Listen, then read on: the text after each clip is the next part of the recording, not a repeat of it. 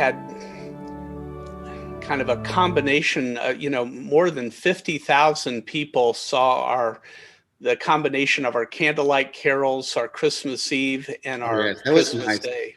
That was beautiful. Okay, we're getting ready. Okay.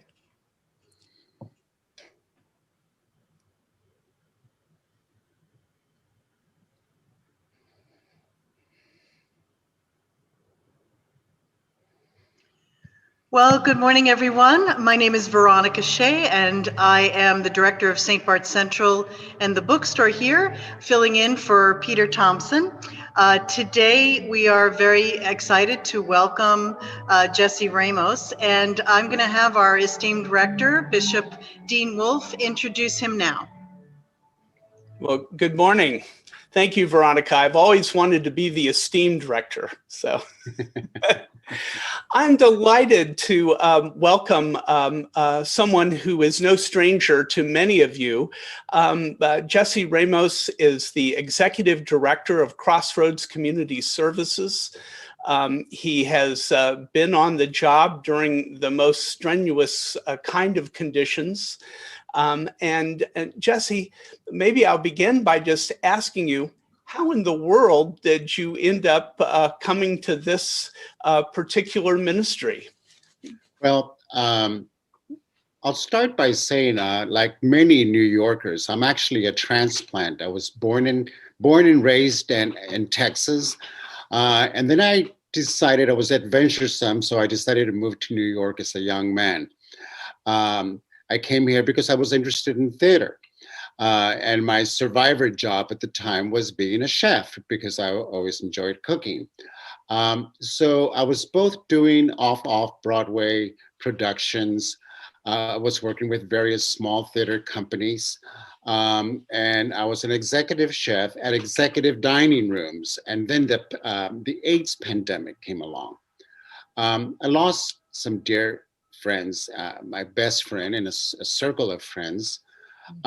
So I posed that question to myself, what could I do? And at the time, I was fortunate to have a really smart man who was very caring. And he said, Jesse, you're very good at throwing cocktail parties. That's actually part of fundraising. You could do some serious fundraising if you want to help us. So that was the beginning of my nonprofit career. And through several agencies, volunteering, and eventually I was hired. So I was a director of special events. I was director of volunteers. And then I became the executive director at an organization called Miracle House, which I actually, as the executive director there I was there for 18 years. I eventually closed it in 2014. Our mission had been accomplished because our mission was directed to serve caregivers of people living with AIDS at the time. And that crisis had abated. So it was time to close. And so mission accomplished, and I closed that. And it was, a little soul searching. This is, when you ask yourself at the end of, especially I was so connected to this agency and I had to close it. I realized that I was a nonprofit professional. I actually love to fundraise. I think it's challenging, but I something that I actually enjoy doing. And also, after self-evaluation, I realized that I was really good with small nonprofits doing good works. So I was interim at Historic House Trust, at the Armenian Children's Fund. Then I did a 3-year contract at Riverside Park Conservancy because I'm a tree lover, or I'm a tree hugger, actually. So I had submitted I'd finished my contract with them back in January, but I stayed with them until June, 2020, last year, to help them. We were all going through this incredible transition brought on by COVID-19.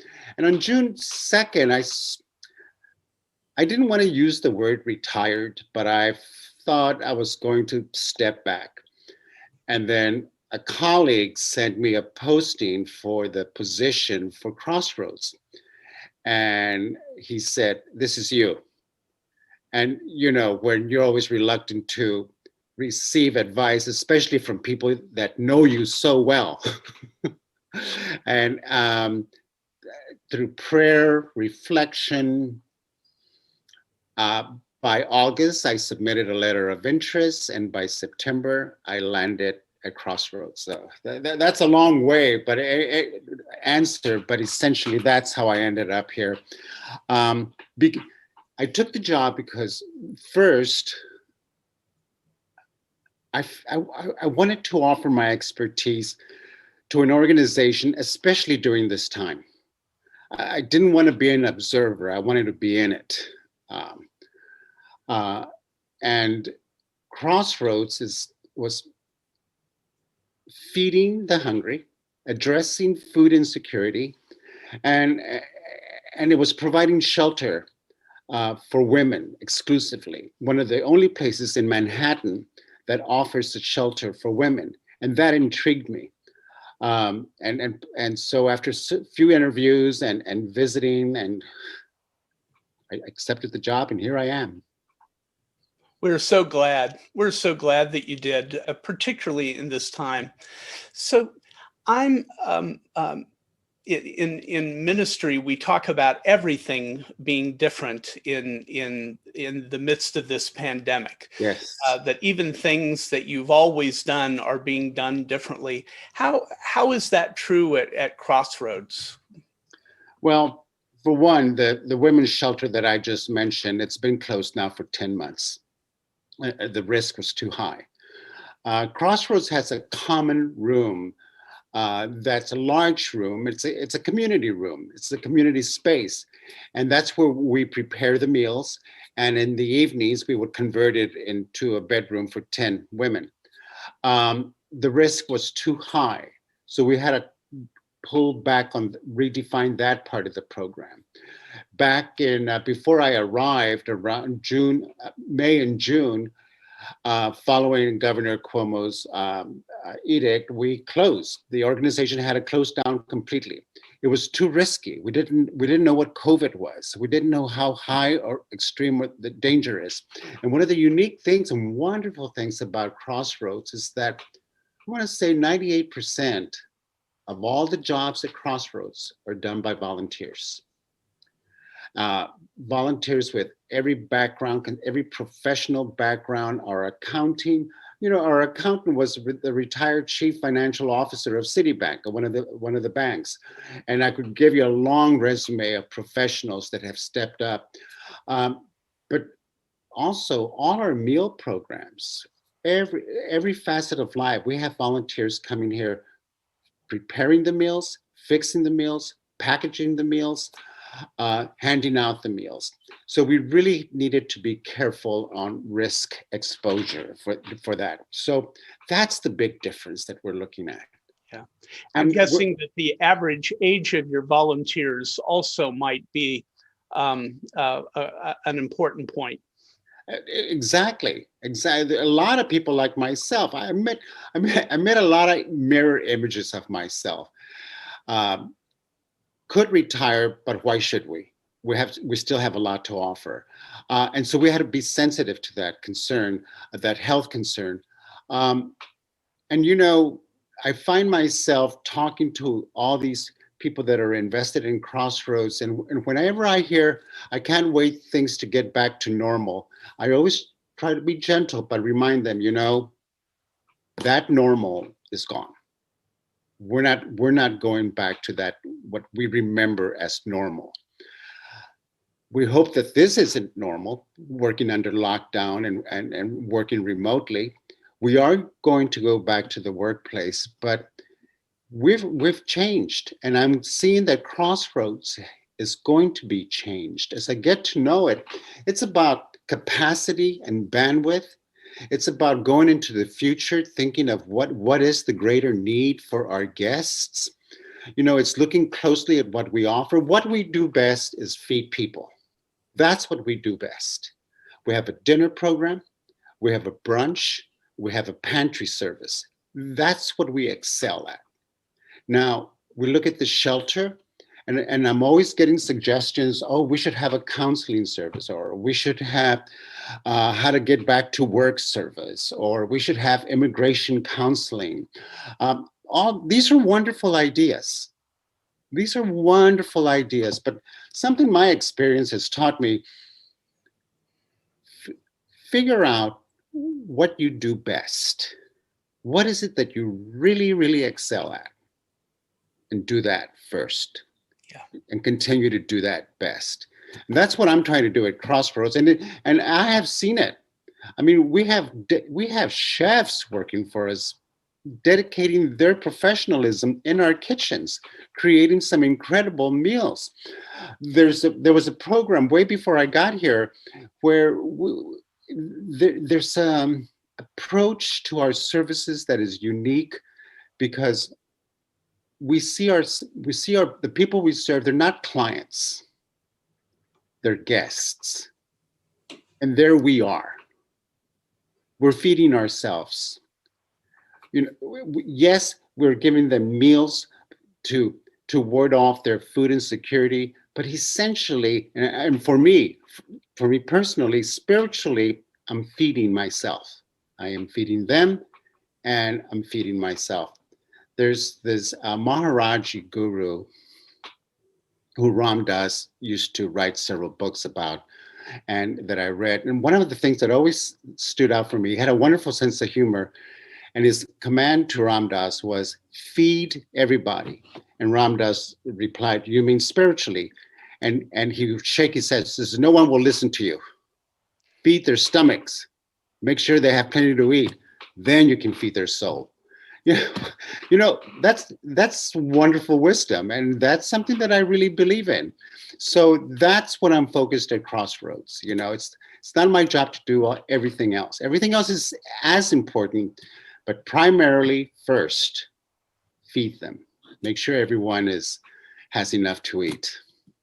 So there's the kitchen that's providing these meals. And I guess in these circumstances, they're grab and go because we can't have people inside dining. Right. And then there's also the food pantry for people who have the ability to prepare food. What's the status of that program at this point? Well, the food pantry, first I want to touch on Wednesday, which is our preparation day for the pantry. This is where volunteers, and we can only have one volunteer in the pantry room, which is this big storage room, racks of all donated food. And then it's their job to sort it and bag it, and then goes out toward the bigger room, the common room. That all happens on Wednesday. And we have some really dedicated people doing that. They've been doing it for 15, 20 years, and they're there. They have gloves on, they have aprons, they have hats, and they're there. And then Thursday, when a guest can call make an appointment, so they don't have to stand in line for long periods. And then they come in, and according to their need, if they're single, if they're a couple with a child, or in some circumstances, it can be 3, 4, 5 adults living together. They can be related, and we don't go into any of that. We're just asking how many people in your household, and then we feed them. We're seeing a steady climb in the number of people we're feeding. And what the longtime volunteers are sharing with me is that they're seeing a lot of new people.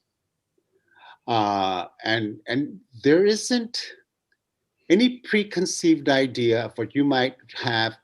And I'm sharing this from my point of view. I had a preconceived idea of people that were out of work, of people that were lining up for our services. I've been surprised at the number of people that I see and who they are and their profile. And as I introduce myself and I talk to these people, it's surprising.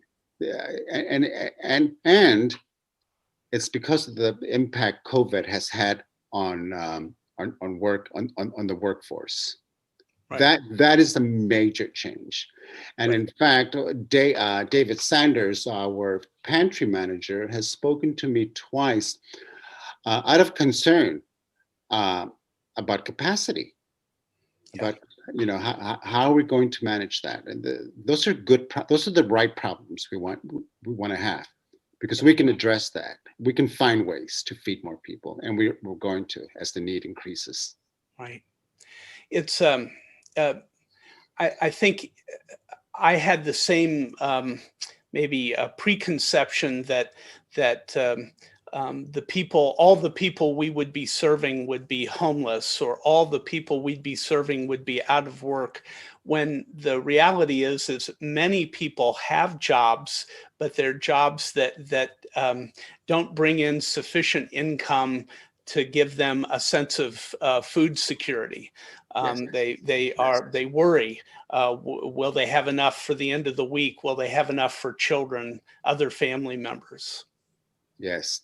One of the surprising things, I was doing not a professional survey, not a scientific survey.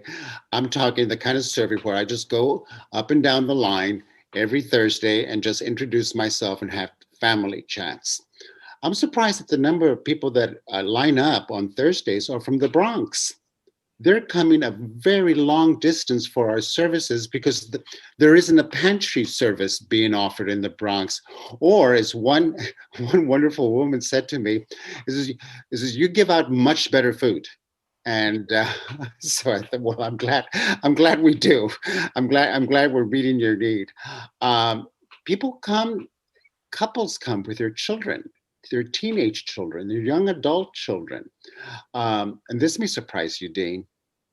At several meetings, I would ask the staff, this is the volunteer staff, the managers, the ones that, as I was learning everything I could about Crossroads, I kept asking, what is the biggest need? What's the biggest requested item?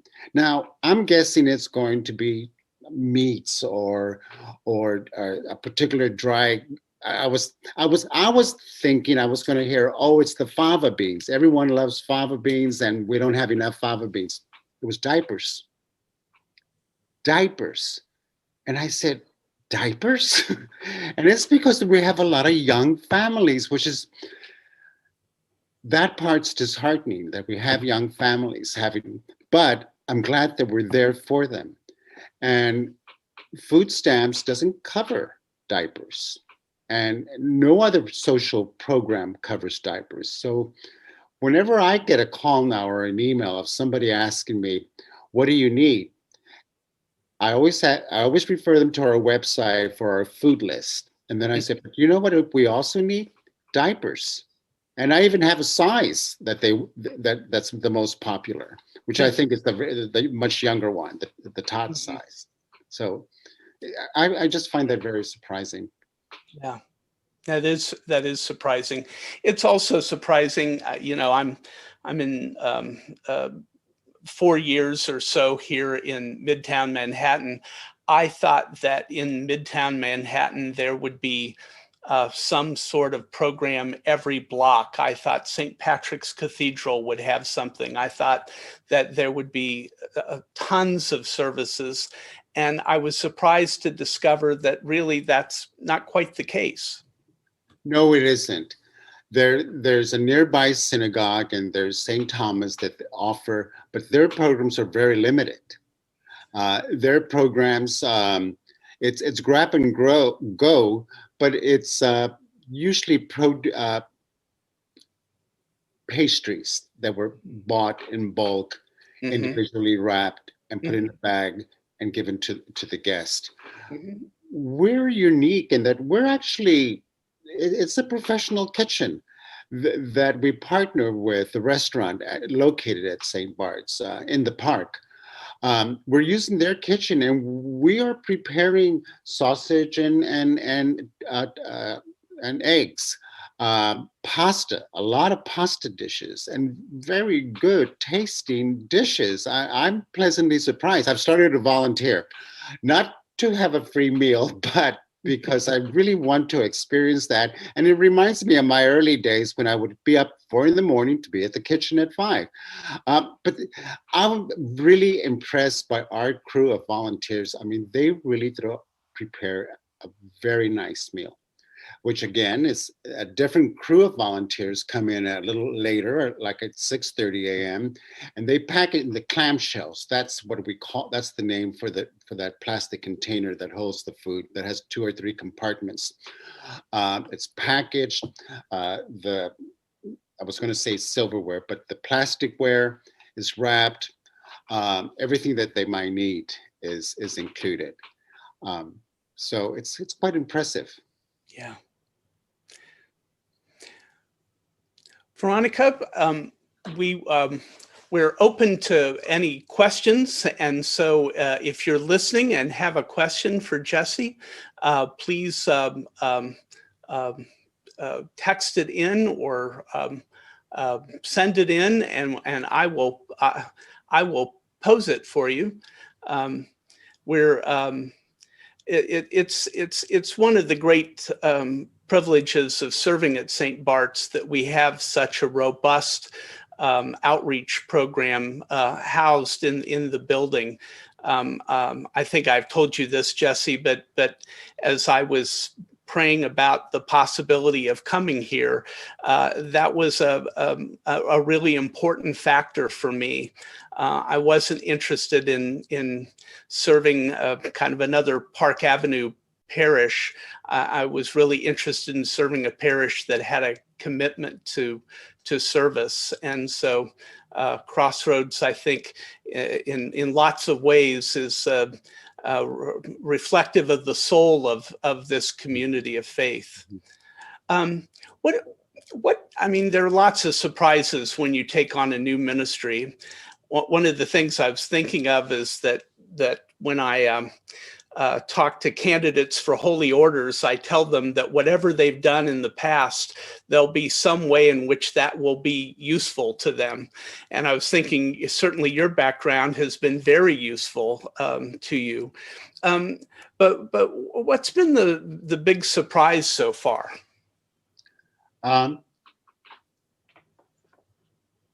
It's a combination of the people that volunteer and offer their services, at the width of their commitment and their passion for Crossroads and what they actually give to us.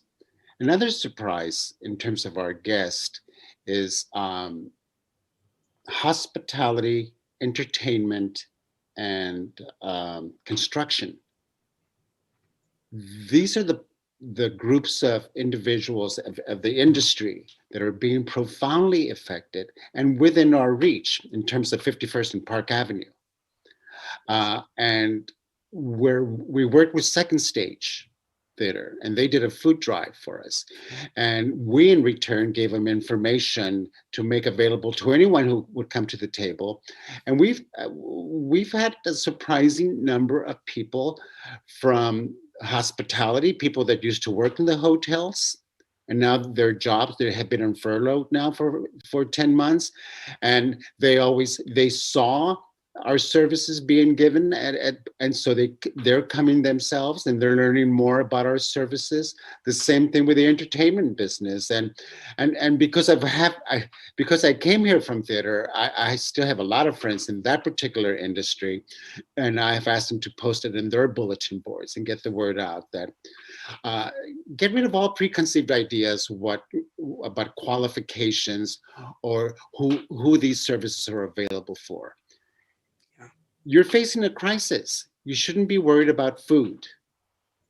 You feed yourself. Make sure that you're nourished so that you can tackle the other problems in your life. And come Thursdays for pantry, or come for brunch on Saturdays, or there's dinner 7 days a week. 7 days a week. So there's no need to be hungry. Yeah. As we face everything else that we have to face. As you look to the future, what kinds of evolution do you see in the plans for Crossroads a year from now, 5 years from now? What kind of things do you dream about? I'd like to grow not a large, but a small staff, professional paid staff, to really facilitate and grow what's in place already. There's a lot of administrative work that this organization requires. There is so much food coming in and food going out. That's about metrics. Our fundraising capacity, we haven't really tapped into that as well as we could. And I think there's people that are willing to support our services and really get involved with us. That's what I see for the future, is expanding our community.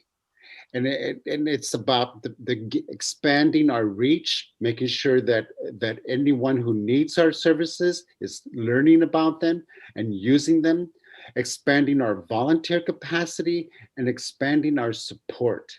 And by that, when I say expanding our support, I think there's a lot of people with good hearts and the capacity to support us. No one's asking them. And that's what I feel. In 5 years, this place is going to be sustainable.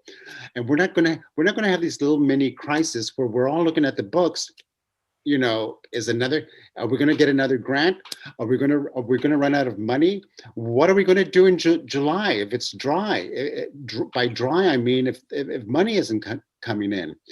That's what I want to change in 5 years. That's the bigger picture. Yeah. Hey, we've got several questions here, and I'm sorry, Veronica, she was sending them to me, but now I'm on it.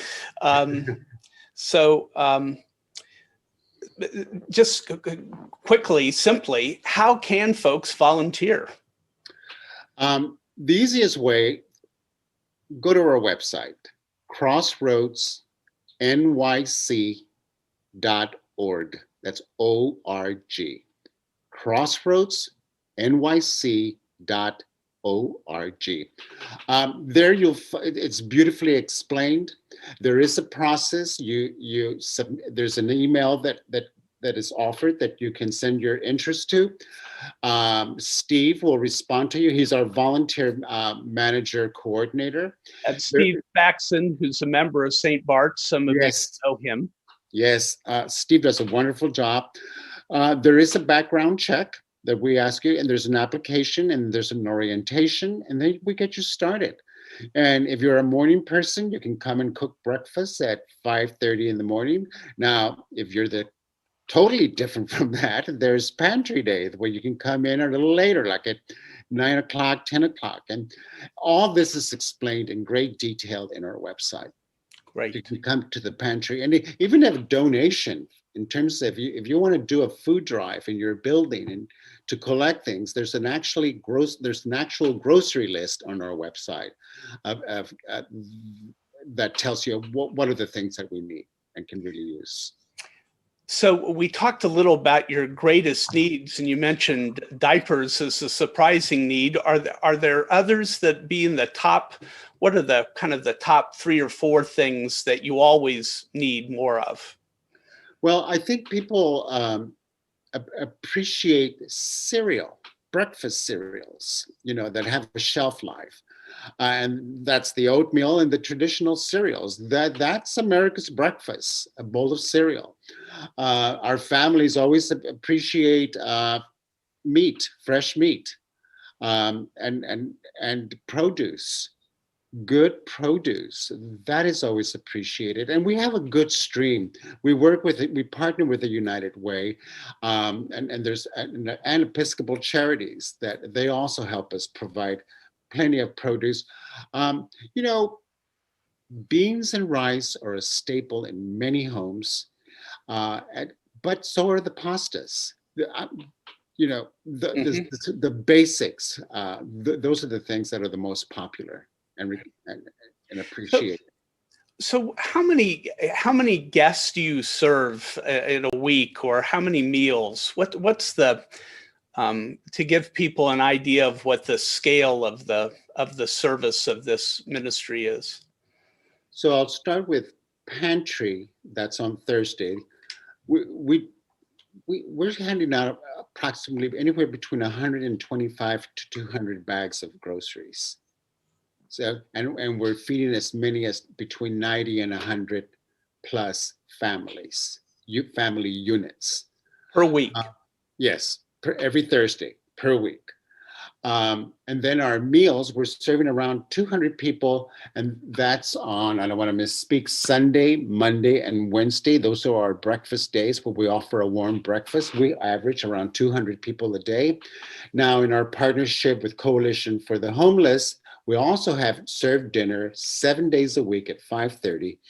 So collectively, around 5,000 plus a week.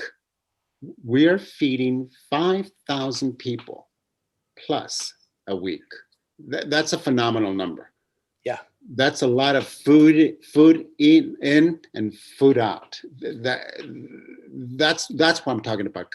When I talk about capacity and our bandwidth, and it's when you stop and think about it, we're like a little grocery store / diner. That's a lot of food coming in, being prepared, sorted, fixed, and then going out. Yeah. Do you accept hygiene products like razors, deodorant, toothpaste, toothbrushes, shampoo, soap, feminine hygiene products? Can those be donated to the pantry? Yes, they can. And what I would love, if you have that in mind, to give us a call. And again, our website will have that phone number where you can call someone like David Sanders or Leon Guy, our facilities manager, and they can tell you the particular needs. You know, surprisingly, when all the hotels that surround our neighborhood were open, we would receive a lot of amenity bags. What anyone would get at a hotel when you spend the night there, which would include the basics. Colgate-Palmolive has been incredibly generous to us and have given us a lot of product like that, which everything from deodorant, hygiene products for women. Yes, we accept it. But give us a call and we'll let you know what we have too much of and what we could use. And what about clothing? Is that something that you receive? Well, pre-COVID, on Saturday brunches, we would open the common room and guests could come in and volunteers would set up tables, and whatever clothing we had available, they could try it on and take with them. Because of COVID, we have had to put a pause on that program. So right now we're not collecting clothing. And also New York City, I'm blanking out on the name. New York City Volunteer Center has suggested for us that we not share gently used or recycled coats, winter coats. That if you want to give winter coats, please purchase some so that the guests can receive a new coat. That we're doing sort of informally. And as we have conversations with our guests, if we see that there's a need for a coat or to replace a coat, and we happen to have coats, we'll say, we got a coat. Would you like a new jacket or that kind of thing? It's a little more one-to-one where if we see the need and we have some coats in storage, we'll absolutely give them to them. But we get backpacks. And in the past, we used to receive a lot of new shoes, but right now we have to put the pause button on shoes. But we've given out shawls, blankets. So yes, to answer your question, Dean. Yeah, and more of that likely in the future as the infection rates subside. Right. So if I want to volunteer. One of the things that people are always concerned about is, can I volunteer and not be kind of overwhelmed? Is there a training program if I come? Something that will help me be effective in this work? Yes. As I said, there's an orientation, and we have a wonderful manager. Her name is Hazel Crew, who really, you shadow volunteers. You can come in one day and just see how the operation is going to be. You're trained. And also you will be sharing with us what you do best, and we will work with you and put your talents to work. And, if you're in development and you write newsletters, that we need that also. Uh, our accounting department is all professional volunteers that offer their services. So it's a lot more than doing the grocery bags, which is a very important volunteer task. Uh, but it's like we're a small business. Whatever talents you have, we can usher you in, train you, and make sure you're at your comfort level. Right. I'm guessing that also, speaking of comfort level, the precautions that we take throughout the building here, we're kind of as Jamie Ferrara, one of the doctors who's on the vestry and has been advising us, talks about a culture of safety. Yes. What are we doing to keep volunteers safe during COVID? Well, as I mentioned earlier, there's the pantry room, which is actually a good sized room, but we only have one because it doesn't have any windows. And it only has one doorway. We only have one volunteer, occasionally two volunteers working in that room. The common room, which is a lot bigger and it has big double doors, we open those doors and we have the front door open so there's circulation. There's a minimum of 8 people in that room, even though it could hold like 30 people. So there's plenty of room. So we use the 6-foot collapsible tables, and we set up tables throughout 6 tables, and each table has a task that the volunteers working at, whether they're wrapping plastic forks and knives with napkins, putting them in a plastic bag. Everyone is required to wear gloves. I'm the biggest culprit. I'll walk in and one time I picked up a box of cereals. Oh, what's this? And Leon snapped at me, "Put some gloves on, sir." Good. Which I appreciate it. Right. I appreciate it. So it's so that nothing is transferred as we handle all the produce and groceries. And of course, there's masks. And we have masks. You can wear your own mask, but we can provide you with a mask. And if you're actually handling fresh cook in the kitchen or handling produce, or like as I said earlier, if a donor gives us, 100 chickens and they're all right, well, you wear a hat and you wear a glove. And it's not so much about you getting stuff on your clothes. We're more concerned about anything coming off anyone's clothing onto the food. Yeah. So we've taken a lot of precautions for everyone's safety, for the volunteers, the staff, and especially our guests.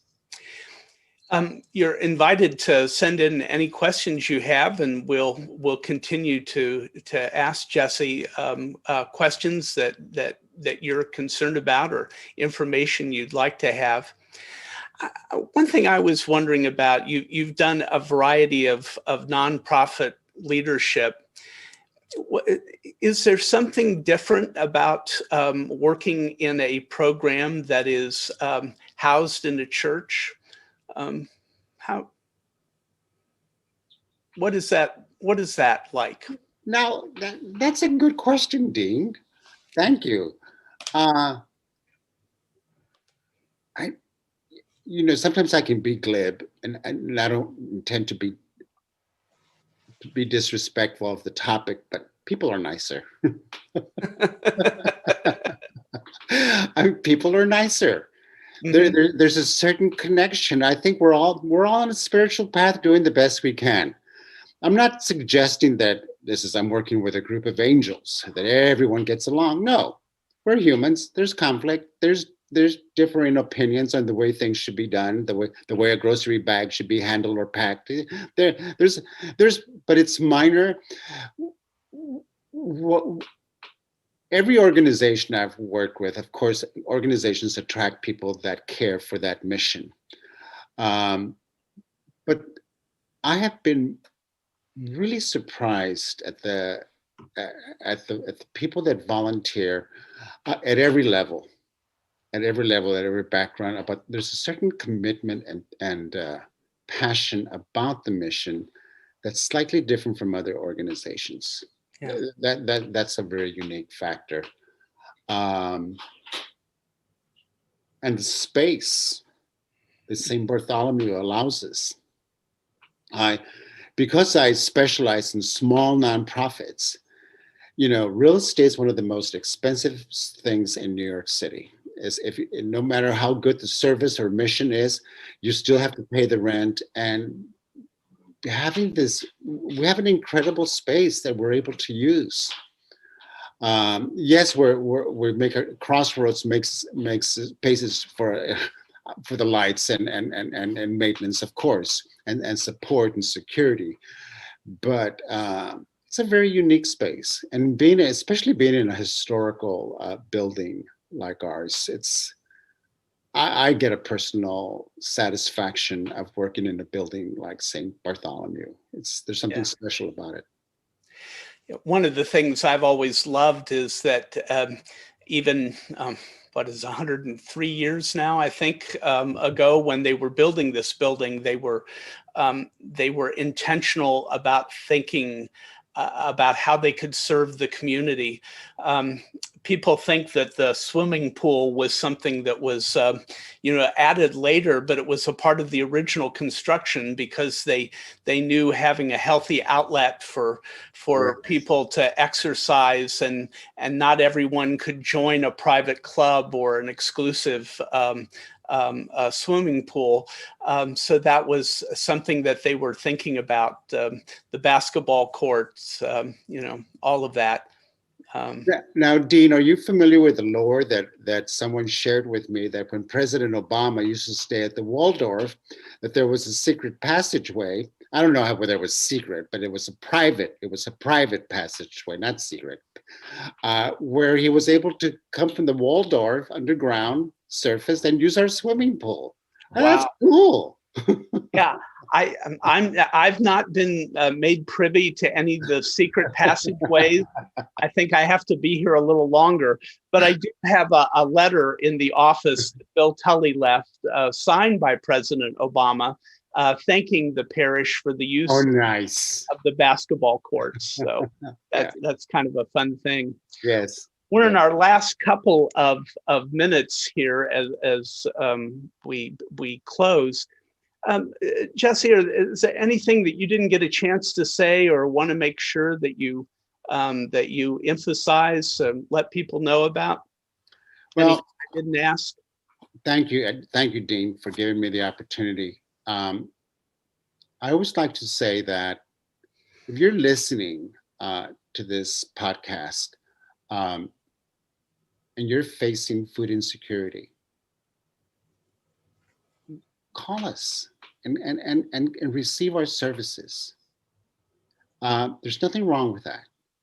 Yeah. There's nothing wrong with experiencing hardship. We've all been there. It may not have been food insecurity, but we've all faced some sort of insecurity. And there's nothing wrong with reaching out. We're your family, we're your friends. Call us, come in for whether it's pantry or you'd like to come in and get a dinner every night. Don't let embarrassment hold you back. It's here for you. Thank you, Jesse. Yes. Thank you so much. I'll also just add, because I know this is the experience of so many people who volunteer. You think you're volunteering to help other people, and you find in the very midst of it that you are being transformed, that you're looking at life differently, that really you want to thank others for having been given the privilege of serving, because you have been the great beneficiary. And I think so many of us have volunteered for things and thought we were going to do some good thing for other people, but realized that the life we were saving was our own. Yes. Jesse, That's thank you true. so much for your ministry, and we'll remind people again that they can be in touch with you through the Crossroads website, and we'll look forward to having you back again in person when that's I would possible. love that. I would love that. Thank you, Dean. Thank you very much. Thank you. Thank you to Dean and Jesse, and we will see you all at our 11 a.m. live stream. Thank you for joining us. Thank you. Peace.